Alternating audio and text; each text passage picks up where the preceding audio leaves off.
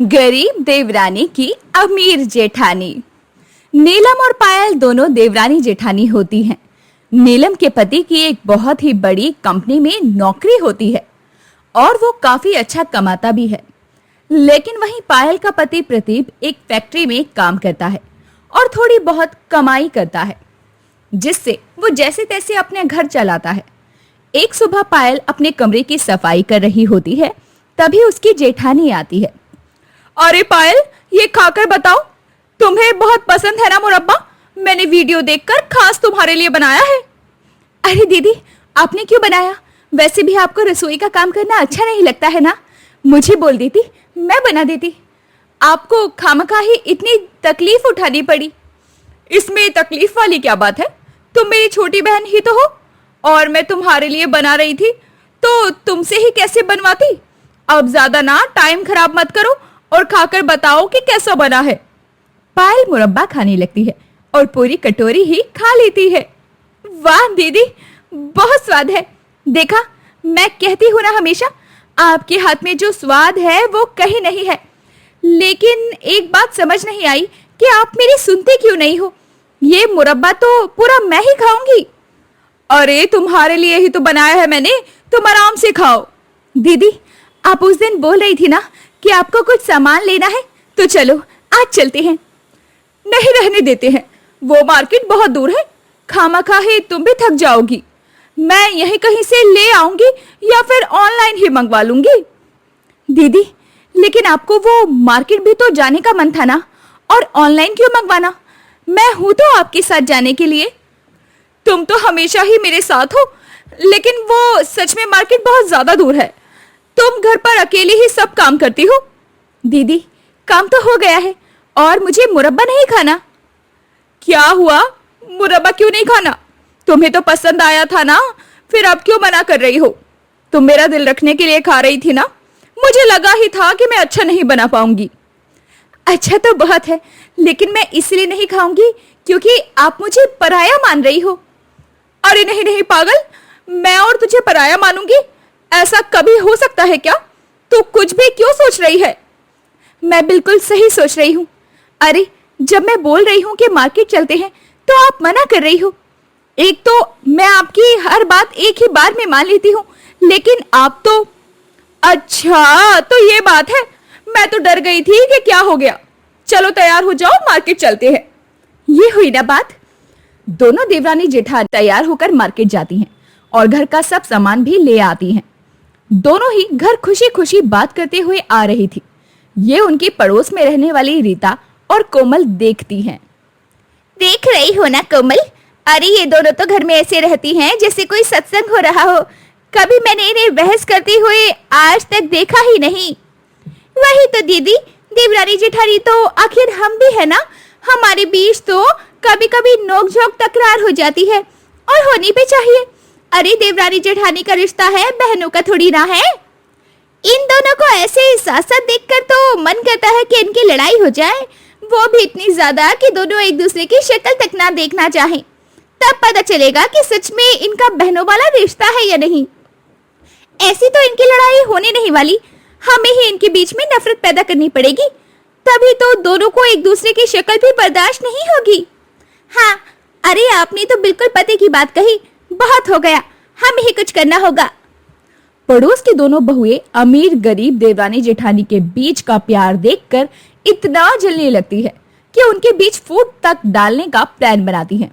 एक शाम नीलम अकेले ही सब्जियां काट रही होती है, तभी उसकी पड़ोस की दोनों बहुएं आती हैं। अरे नीलम दीदी, तुम खाना बना रही हो क्या आज? हाँ। अरे तुम क्यों बना रही हो? तुम्हारी वो देवरानी कहाँ है? वो तो अपनी माँ के घर गई है, काफी दिनों से मिली भी नहीं थी, तो मैंने ही कहा कि अपनी माँ से मिलाओ। सही पागल बना रही है वो तुम्हारा। अरे तुम तो पागल बन भी रही हो। मैं कुछ समझी नहीं। तुम बहुत ही भोली हो। अरे तुम्हारा पति इतना अच्छा कमाता है और उसकी कमाई का फायदा कौन उठा रहा है? तुम्हारी देवरानी, और तुम हो कि यहाँ बैठकर सब्जियां काट रही हो। तो क्या हुआ? अरे हम एक परिवार है और परिवार में फायदे नुकसान थोड़ी ना देखा जाता है। ये तो आपकी सोच है ना दीदी, लेकिन आपकी देवरानी बहुत ज्यादा ही चालाक है। आपसे मीठी मीठी बातें करती है ताकि उसे जो भी चाहिए वो मिलता रहे। मुझे तो ये देखकर बहुत गुस्सा आता है, लेकिन मैं कुछ बोलती नहीं हूँ। आज भी तो काफी कुछ लेकर गई होगी ना अपने मायके, और पैसे तुमने ही दिए होंगे नीलम। इतने टाइम बाद अपनी माँ से मिलने के लिए गई थी, खाली हाथ जाती अच्छा थोड़ी लगता। पायल की माँ मुझे भी अपनी बेटी की तरह मानती है, तो इसलिए मैंने सामान दिया है। दोनों माँ बेटी मिलकर तुम्हें पागल बना रही है। अभी भी समय है, सावधान हो जाओ, वरना कल को हाथ में कुछ नहीं रहेगा। वैसे मैं सावधान तो हूँ, लेकिन तुम जैसे लोगों से। अरे मेरी देवरानी बहुत अच्छी है, तुम लोगों से ज्यादा जानती हूँ मैं अपनी देवरानी को, तो प्लीज तुम दोनों कुछ मत बोलो। अब नीलम का ये जवाब सुनकर कोमल और रीता का मुंह बन जाता है और वो दोनों वहां से चली जाती हैं। लेकिन अब वो दोनों ही हार कहाँ मानने वाली थी। उनकी कोशिशें तो अभी भी जारी रहती है और वो बहाने से दोनों अमीर और गरीब देवरानी जेठानी के बीच फूट डालती रहती हैं। एक दिन पायल दही लेकर अपनी पड़ोसियों के घर जाती है। अरे जरा ये दही अपनी फ्रिज में रख दो, मेरी फ्रिज खराब हो गई है, बाहर रख दूंगी तो खराब हो जाएगा दही, इतनी गर्मी हो रही है। तुम्हारी जेठानी का फ्रिज भी तो है ना, तुम उसमें ही रख देती। अरे उनकी फ्रिज में ताला लगा है, इसलिए नहीं रखा। हे भगवान, कैसी जेठानी है बताओ। अब उनकी फ्रिज तुम इस्तेमाल भी ना करो इसलिए ताला लगा कर रखती है। तुम तो अपनी जेठानी के लिए कितना करती भी हो। अमीर है ना वो, तभी तो वो तुम्हें नीचा दिखाती है। अरे नहीं नहीं, ऐसी बात नहीं है। उनके फ्रिज में ताला इसीलिए लगा है क्योंकि बच्चे फ्रिज बार बार खोलते हैं और बर्फ निकाल कर खाते हैं। ताला मैंने ही लगाया है। अभी तुम अपनी जेठानी के खिलाफ कुछ नहीं सुन सकती। अरे ताला तो खुल भी जाता है, लेकिन तुम्हारी जेठानी ने चाबी रख ली होगी। वैसे बुरा मत मानना, लेकिन तुम्हारी जेठानी ना तुम्हें नौकरों की तरह रखती है, ऐसे अच्छा थोड़ी लगता है। आप भी बुरा मत मानना, लेकिन मेरी जेठानी जितनी अच्छी है ना, उतना तो आप लोग हो भी नहीं सकते। और रही बात चाबी की, तो चाबी मुझसे ही कहीं खो गई है। मेरी जेठानी ने मुझसे कुछ कहा भी नहीं, वरना आप जैसी होती तो पैसे मांगने लगती। पायल का करारा जवाब सुनकर दोनों का फिर से मुंह बन जाता है, लेकिन अब भी उनकी कोशिशों में कोई कमी नहीं हुई थी। दोनों अब भी लगातार कोशिश कर रही थी। एक शाम रीता भागते हुए नीलम के पास जाती है। अरे क्या हुआ रीता, तुम इतना हाफ क्यों रही हो? सब ठीक तो है ना? तुम्हें कितनी बार समझाया है मैंने। हाँ, हाँ, लेकिन तुम्हें तो मैं ही बुरी लगती हूँ ना। बातों को ऐसे घुमा क्यों रही हो? साफ साफ क्यों नहीं बताती हो कि हुआ क्या है? अभी गली में तुम्हारे बच्चे और पायल के बच्चे खेल रहे थे। पायल दुकान से आई और अपने बेटे को जूस दे दिया। वहीं तुम्हारे बेटे ने भी जूस मांगा तो मुंह बनाकर चले गई। तुमने कभी भेदभाव नहीं किया, लेकिन देख रही हो अपनी देवरानी की हरकत। नहीं नहीं, तुम्हें कोई गलतफहमी हुई होगी। मेरी देवरानी ऐसा नहीं कर सकती। अगर कोई गलतफहमी हुई होती तो मैं खुश भी हो जाती, लेकिन ये मैंने अपनी आंखों से देखा है। पायल ने सच में ऐसा किया है क्या? हाँ, पायल ने तुम्हारे बच्चों के साथ भेदभाव किया। देखो, मैं कोई फूट डालने के लिए नहीं बोल रही, जो देखती हूँ वही बोलती हूँ। तुम अमीर हो इसलिए बस तुम्हारी देवरानी तुम्हारा फायदा उठाती है, वरना तो उसे कोई मतलब ही नहीं है तुमसे। रीता की बात सुनकर नीलम चुप हो जाती है और ये देखकर रीता काफी खुश हो जाती है। वहीं दूसरी तरफ कोमल भी लगातार पायल के कान भर रही होती है। वैसे तुम्हारी जेठानी इतनी अमीर है तो घर में एक नौकर नहीं रख सकती और अपने पति से बोलकर तुम्हारे पति की भी वही नौकरी लगवा ले। इनकी बात तो की थी नौकरी की, लेकिन अभी ने काम ही समझ में नहीं आया, तो जेठानी जी भी क्या करे? ये सब तो बस कहने की बात होती है। अरे एक भाई इतनी बड़ी कंपनी में काम करता है और दूसरा बस ऐसे ही। खुद ही इन्हें शर्म आनी चाहिए थी। उनको भी अच्छा थोड़ी लगता है अपने भाई को ऐसे ही कहीं भी काम करते हुए देखकर।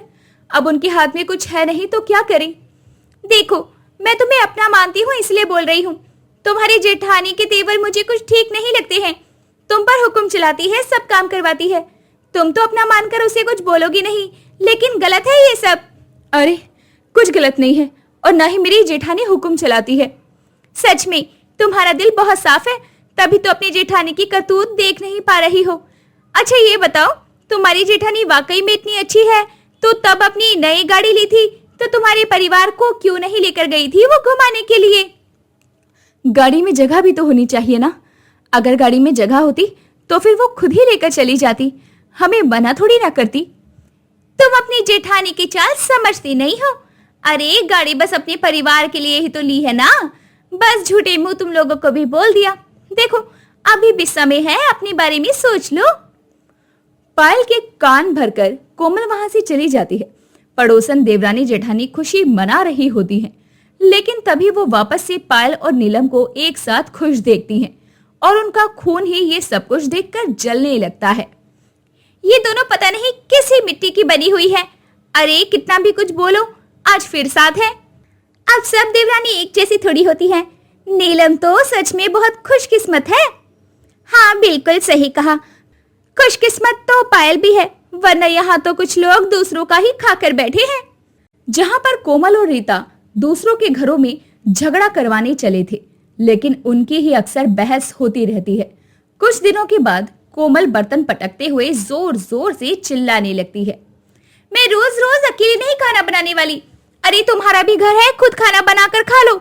आज मैं आराम करूंगी। तुम शायद भूल गई हो, सुबह का खाना मैंने बनाया था, तब तुम आराम कर रही थी। सुबह बस रात का बचा हुआ खाना गर्म करके दिया था तुमने। अगर इतना सा काम करने को तुम काम करना बोलती हो तो आज भूखे ही सो जाना। ऐसे कैसे? तुमने खुद कहा था कि रात का खाना तुम बनाओगी, और अब जब तुम्हें बनाना पड़ रहा है तो तुम मुंह बना रही हो। हाँ मैंने कहा था, लेकिन अब नहीं बनाऊंगी। अब अगर खाना खाना है तो तुम्हें ही बनाना पड़ेगा, वरना तो भूखे रहो। बस बहुत हो गया, रोज रोज का कलेश अब मुझसे बर्दाश्त नहीं होता। अब तो फैसला होकर रहेगा। मैं तो जैसे डर रही हूँ ना किसी फैसले के लिए, हो जाए फैसला, मुझे क्या। तो ठीक है, अब बंटवारा ही होगा। ऊपर वाला कमरा रसोई तुम्हारी, तुम वहां रहना और नीचे मैं। ठीक है, आपकी शक्ल नहीं देखनी पड़ेगी, मेरे लिए तो यही बहुत है। रीता और कोमल दोनों बंटवारा कर लेती हैं और एक दूसरे से बिल्कुल बात नहीं करती। ये सब पायल और नीलम भी देख रही होती है। उन्हें ये सब कुछ देखकर बिल्कुल भी अच्छा नहीं लग रहा होता है। और अब एक शाम पायल और नीलम दोनों खाने में स्वादिष्ट व्यंजन बनाकर अपने पड़ोस के घर जाती हैं। अरे तुम दोनों यहाँ? हाँ, हम तुम दोनों से मिलने आए हैं, और ये देखो आज हम खाने में भी बहुत कुछ लाए हैं तुम दोनों के लिए। वो सब तो ठीक है, लेकिन मेरा एक सवाल है कि तुम दोनों देवरानी जेठानी में इतनी बनती कैसे है? यही बात तो समझाने आए हैं। हमें पता है कि तुम दोनों में बहस चल रही है। वैसे जहाँ रिश्ता होता है, प्यार होता है, वहीं नोक झोंक और बहस होती है। इसका मतलब तुम दोनों भी लड़ाई करते हो? वो तो हमारे ऊपर है कि हम किसी छोटी सी नोक झोंक को लड़ाई का नाम देना चाहते हैं या फिर बस नोक झोंक ही समझते हैं। क्या मतलब? लड़ाई झगड़े नोक झोंक तकरार हर जगह होती है। पायल और मैं, हम दोनों भी कई बार एक मत पर नहीं आते, लेकिन एक दूसरे की बात सुनते हैं, उनकी बातें समझते हैं, क्योंकि कई बार सच होता वही है जो सामने वाला बोल रहा होता है। हम गलत होते हैं और सामने वाला सही। देखो दुनिया तो हमारे सामने वाली ही है, लेकिन हमारे अपने बस हमारे परिवार वाले हैं, और तुम दोनों भी कहीं ना कहीं एक दूसरे के बिना नहीं रह पाती हो, इसलिए छोटे छोटे झगड़े कई बार अनदेखे करने पड़ते हैं। रिश्ता बनने में जितना समय लगता है, टूट उतनी ही जल्दी जाता है, फिर चाहे वो कोई भी रिश्ता क्यों ना हो। मैं तो बस इतना ही कहूंगी, कोशिश दोनों को करनी पड़ती है। तुम सही कह रही हो। हमारे रिश्ते की कमियों को भरने की बजाय हम तुम्हारे रिश्ते में कमी निकालने लगे। हमें माफ कर दो, हमने तुम दोनों के बीच में फूट डालने की कोशिश की। वैसे हम एक दूसरे पर विश्वास करते हैं, इसलिए किसी की भी बातों का हम पर कोई असर नहीं होता। पायल और नीलम की सीख पड़ोसन देवरानी जेठानी को भी समझ में आ जाती है, और वो भी फिर प्यार से रहने की कोशिश करती हैं और अपनी गलतियों को सुधारती हैं।